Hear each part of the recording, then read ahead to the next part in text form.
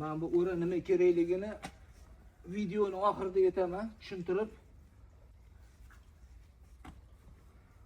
Ana. Qanotini kesish uchun kichkina xonaga qamab olishimiz kerak. O'shanda ushlash osonroq bo'ladi. Qani, shu.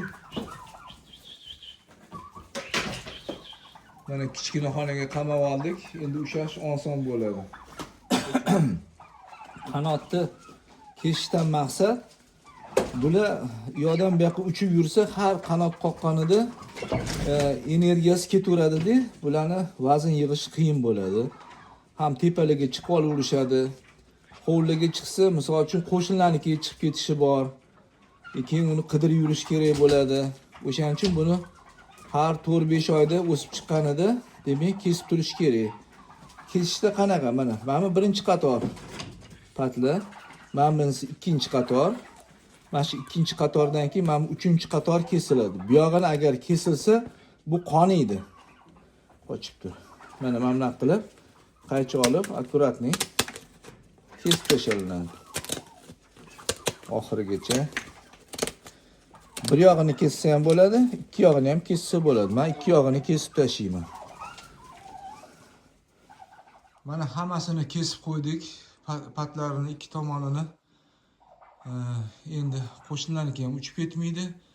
Yo'dan bu yoqqa uchib, energiyasini ham ketkazmaydi.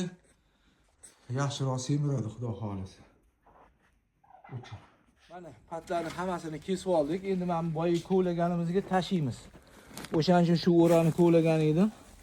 Chunki bu patlar ham ichi to'la mikroelement, kalsiy, fosfor bor, keratin degan moddasi bor. U oqsil, u ham azotga aylanadigan narsa.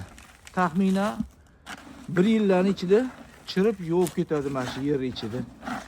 Musorga ham tashamaymiz buni, yoqmaymiz ham. Mana bezotxodniy производство bo'ladi. Buniki chiroyli qilib mana bunaqa qilib preslab to'm qo'yamiz.